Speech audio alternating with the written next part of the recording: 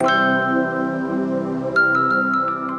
sandales restent à l'entrée, signe de respect, de disponibilité et d'humilité. Dans cette chapelle confortable, les missionnaires contemplatifs de la charité récitent chaque jour leurs prières. Un lieu d'adoration perpétuelle au Saint-Sacrement est ouvert à tous, chrétiens locaux et visiteurs.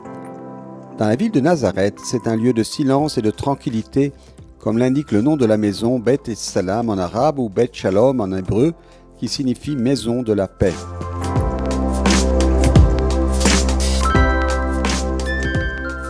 La congrégation fondée à Rome en 1979 par Sainte Thérèse de Calcutta et le père Sébastien Vasakala fait partie des branches religieuses initiées par la Sainte.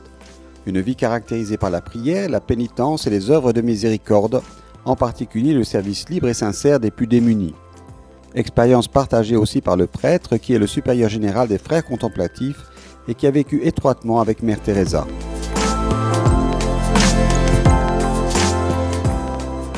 I was following Jesus Christ, whom Mother Teresa also followed. So it was like Je suivais Jésus-Christ, que Mère Teresa suivait également. Je ne pensais pas à elle, mais à Jésus. Mais elle était prête à m'aider, à m'entraîner.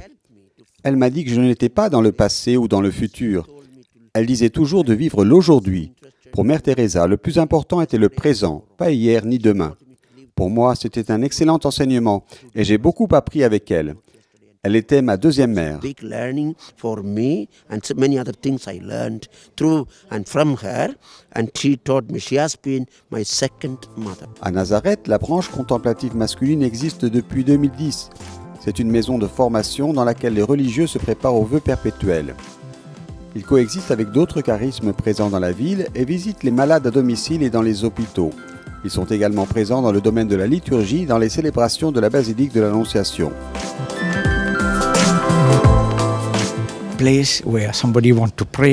Un endroit où l'on peut prier tranquillement et en paix, dans une contemplation silencieuse et où l'on peut expérimenter un peu l'atmosphère de la Sainte Famille de Nazareth. Vous pouvez donc venir prier avec nous dans la chapelle de l'adoration à partir de 5 heures du matin, puis finir vers minuit. Le 5 septembre, fête de Sainte Thérèse de Calcutta, Monseigneur Pierre Battista Pizzaballa, administrateur apostolique du patriarcat latin de Jérusalem, a célébré une messe dans la basilique de l'Annonciation. À cette occasion, 3 missionnaires de la charité ont prononcé leurs vœux perpétuels. Une semaine de commémoration qui s'inscrit dans l'année du jubilé, étant donné que l'association se souvient du 25e anniversaire de sa création en tant qu'institut religieux dans le diocèse de Rome.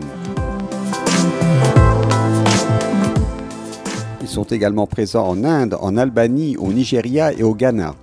À Beth Salam, les religieux ont pour patronne la Sainte Famille. Une inspiration en accord avec les mots que Mère Teresa a adressés dans une lettre au supérieur général pour que la congrégation devienne une autre Nazareth.